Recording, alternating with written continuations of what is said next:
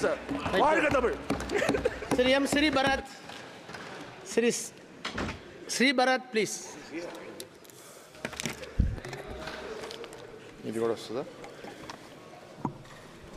Thank you, sir. This is my first speech in the Parliament. I've heard many learned members speak today, and I'm not as prepared for countering many of the things that were said, but I think as we speak in the future, I'll learn from it. But I think the takeaway is that politics are different, times change, and when we point fingers at someone, there's 4 fingers pointing back at us. And I think I'll speak about those as we proceed into the future. I'd like to start off by thanking the Honorable Prime Minister and the Finance Minister for their visionary budget, which exemplifies the government's unwavering commitment to Viksit Bharat and the goal of making India a $30 trillion economy by 2047, and also making it the 3rd largest economy by 2027. There were things that were said by members of the opposition. I'd like to highlight some of them. That the government today is not a stable government.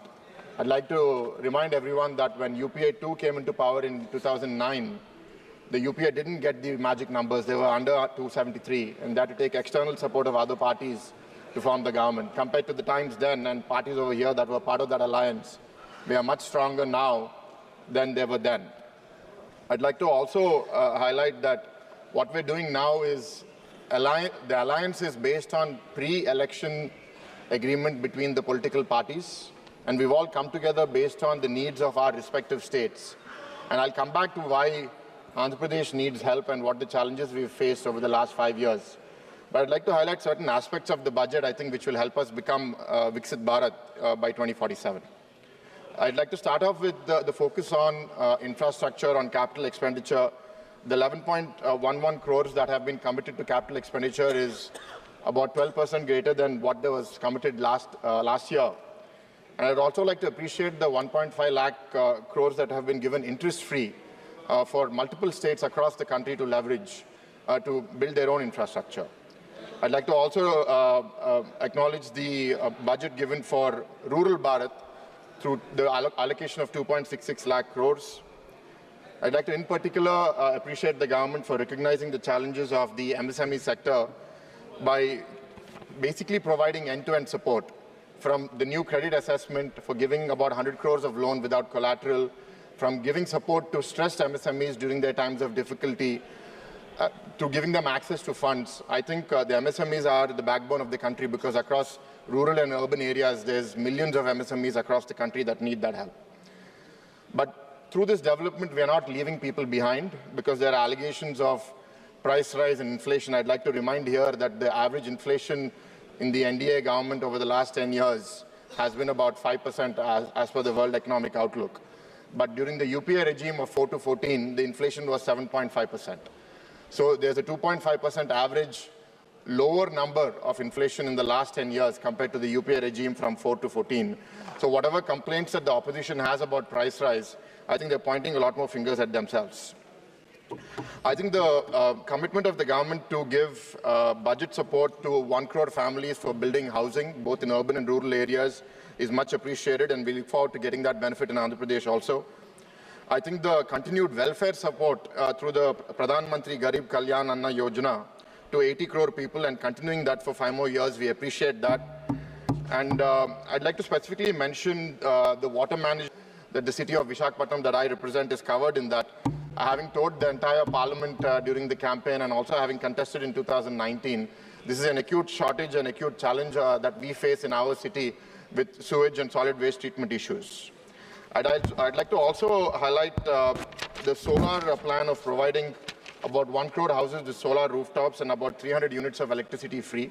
So I think through this, the government is providing development and providing support to not only the wealthy, but also to the poor and to people all around the country. And I hope that as the country keeps moving forward, we support many others.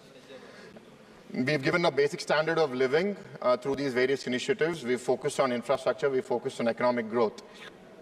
But then the question is about equity. How are we giving opportunity to different people around the country? There are different things that the budget has spoken about. One which was very interesting was about being able to provide internship opportunities to 1 crore youth across the country to start with in the 500 top companies, but I hope that it gets spread to other companies. And the budget outlay in terms of giving a one-time joining of 6,000 rupees and a monthly benefit of about 5,000 rupees. I'd like to appreciate the intention to set up 1,000 ITIs in the hub and spoke model across the country and to train 20 lakh youth in skilling. I think it's a much needed initiative.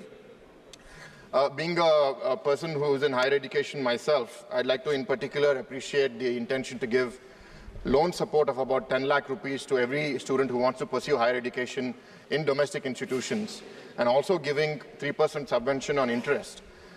Because I did my undergrad in the US, I lead a university in India today with about 30,000 students.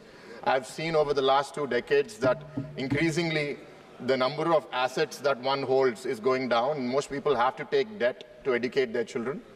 And today, I don't want India to go into a place where the United States is right now, which is rising debt trap in the student community. And I think if you see the major expenditure that any household incurs is on education and on healthcare. So this important scheme coming in the higher education is much appreciated. And I also would like to briefly mention some initiatives in the Atmanirbhar Bharat intentionality, which is about making ourselves self-sufficient on the semiconductors and the entire technology sector because of the challenges we've seen in the pandemic and in general in the global uncertainty. I think all of the production-linked incentives we've given in the technology, IT, automobiles, are all very necessary to also provide opportunities for Indian citizens for pursuing manufacturing in India. As we do all this, I think there's two potentially disruptive forces that we have to watch out for. And I'm happy to see that certain initiatives in those areas have been announced. The first disruptive force that could really change the way we live is climate change, sustainability. Because while we may be ignorant to the incremental damage to the environment, we're all seeing the way cyclones and hurricanes and storms and earthquakes are happening around the world. So investments into that areas like bringing clean energy, doubling the budget from 10,000 crores to close to 20,000 crores on new and renewable energy, almost increasing the nuclear power investments by 400% from about 500 to 2,000 crores, and increasing the solar grid capacity. And looking at the overall renewable energy capacity, in 2014 we were 76 gigawatts. Now we have come to close to 200 gigawatts. So the government is delivering on its stated intention, and I think it will keep doing so over the next 5 years. I'd like to also specifically mention, while it's a small investment into the space, the VC fund that has been set up for 1,000 crores, I think is very important because as we exhaust our natural resources and as we look at beyond the Earth, I think investing into space startups and potentially living on other planets down the line will not be an impossibility, and it will be a possibility, and I'm glad that India is joining that. So having seen this, I'd like to also highlight the second potentially disruptive and also potentially very dangerous thing if we don't manage it well is artificial intelligence. The Government of India approved the India AI mission in March 2024 with a budget outlay of about 10,000 crores over the next 5 years. I'd like to request that we put specific focus and research on the impact on the labor markets through the advancement of AI, the regulations we need to put in place to ensure that AI doesn't overtake the way our labor market functions, and also to invest into research on how we skill our workforce to deal with AI in the future. As far as the state of Andhra Pradesh is concerned that I represent in the Parliament of Visakhapatnam, I'd like to specifically appreciate the Honorable Finance Minister Nirmala Sitharaman ji and our Prime Minister Modi ji for the support of 15,000 crores that's been announced for Amravati in the current financial year, and the commitment to allocate more in the coming years, because Amravati is a project that's very historic and unique. We've received about 33,000 acres from over 30,000 farmers without taking a single rupee upfront, with the trust that we will develop and give back a world-class capital. But due to the damage of the last 5 years in the previous government, we've lost that ability to do it. So we need the support of the centre, and we appreciate the centre's response to that. Also, we'd like to appreciate the government's stance on Polavaram and saying that it's not just the lifeline for Andhra Pradesh, but a lifeline for the country, because it can provide food security for the entire country. And really appreciate the government's commitment to financing and ensuring the early completion of Polavaram irrigation project in the state of Andhra Pradesh. As far as industrial development and infrastructure goes, There was mention of the Koparthi node, the Orvakkal node in the Visakhapatnam-Chennai Industrial Corridor and the Hyderabad-Bangalore Industrial Corridor. We'd like to work closely with the central government in ensuring that these are a reality in the very near future. We'd like to appreciate the grants for the backward regions, Rayalaseema, Prakasham and North Coastal Andhra, which I represent, getting the grants continuously over the next 5 years. And we look forward to overall getting all aspects of the AP Reorganization Act being implemented in letter and spirit, and we appreciate the Finance Minister for that support. I'd like to also specifically mention something that was mentioned in the beginning of the the budget speech and somewhere in the middle, which is about the seafood exports. Andhra Pradesh now exports close to 40% of the seafood in India out of the $8 billion industry. And there is significant challenges in terms of what the farmers face in terms of access to the shrimp broodstocks. So the two things that were mentioned was, one, starting a breeding center for shrimp broodstocks in the country will really mitigate the production volatility and provide the livelihood stability for thousands of aqua farmers in our state, and also providing NABARD financing for not just the shrimp farmers, but for the processors and for the exporters. So we thank the government for that support. And I'd like to highlight here to all members of the House, why does Andhra need this support? The state was divided in 2014. I'd like to remind everybody in the House, the division, according to us, was done unscientifically. And for the first time in 2014, Andhra Pradesh had a deficit budget after 8 years of continuous positive budgets. And even the revenue distribution that was done was not done fairly, it was unequal. And these are multiple challenges. After the NDA government came to power in 2014 and our leader, Mr. Chandrababu Naidu, was the Chief Minister, we systematically worked on developing the economy. We competed with Telangana in the development of our per capita income, and on multiple metrics we were doing well. Our agriculture grew, our economy grew at a faster rate than the country. But in 19, when we lost the elections, the damage that has been done to the state in the last 5 years, to some eyes, feels that we've gone back by 15, 20 years. For a state that historically has received only about 40, 45 paisa for every rupee it gives to the center, we're in a very unique position today where we need to depend on the center to be able to run our state. And that's the particular reason why we even went to elections together with the BJP, with the Jan Sena, with Modi ji and with Pawan Kalyan ji for the good of the state. What are the challenges we faced? Amravati was not just not developed, it was systematically tried to be killed and destroyed.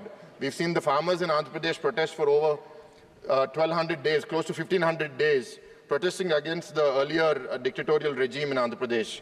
The progress of Polavaram, well, it achieved about 72% by the end of 2019 government. In the last 5 years, I'm very sad to say that it's only progressed about 3%. And under the claims of saving money or reverse tendering, they've damaged so many aspects of the Polavaram that now we have an international committee coming and checking it out and seeing what damage has been done and how we can repair it for the future.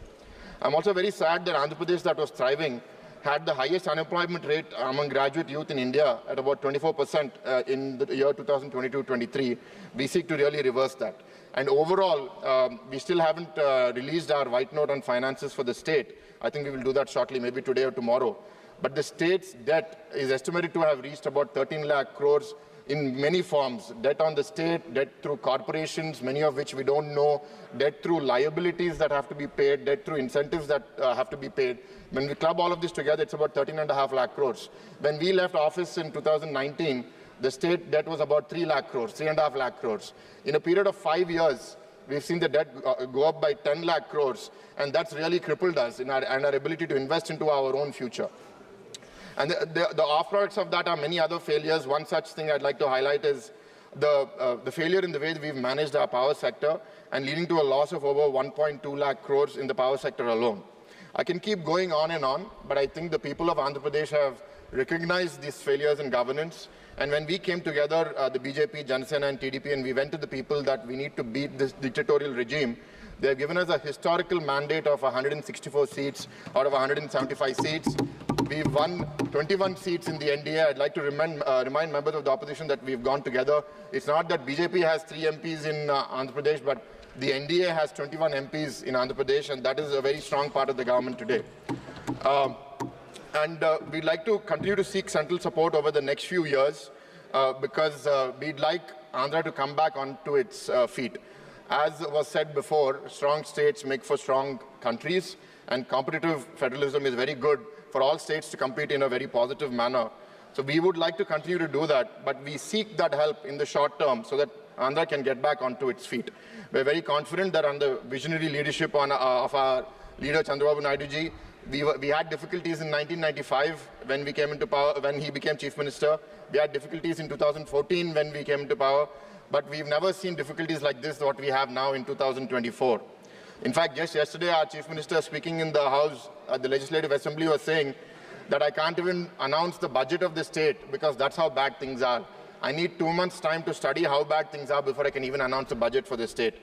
So we're very sad as members of parliament representing our state to see a prospering state in this condition. But regardless, innovation is going about unabated. Similar to the skilling commitment of the central government, Andhra Pradesh has taken on this very innovative decision to do a skill census to measure the requirement of skills and the availability of skills in all districts of Andhra Pradesh and use that information as a basis for skill development, as a basis for employment, as a basis for investment into the state of Andhra Pradesh, and we will continue to do so. There are many other things that I'd like to speak, but I'll just end with a few things and coming back to a few things concerning my parliament, Visakhapatnam. The government has recently announced the intention to overhaul 200 state-run firms and shift the focus away from privatization and towards enhancing intrinsic value. I request the Honourable Finance Minister to include the Vizag Steel Plant among these state enterprises, and we will provide all our support from the state government to bring it back on its feet and really deliver on providing steel to the country. We'd like to continue to coordinate with the government on the speedy establishment of the South Coast Railway Zone, and I look forward to whatever budgetary allocation that is required for that. And this gracious allocation, I would like to end my speech by saying that this gracious allocation for a state like Andhra Pradesh is very well received by the people of Andhra Pradesh, especially in the despair that we've been in the last 5 years. We'd like to acknowledge our Prime Minister, Narendra Modi ji, and our Finance Minister, Nirmala Sitharaman ji, for recognizing this need and respecting the judgment of the people of Andhra Pradesh. And I look forward to participating more in this August House in further debates. And I thank the Honourable Chairman for the time given to me to speak today.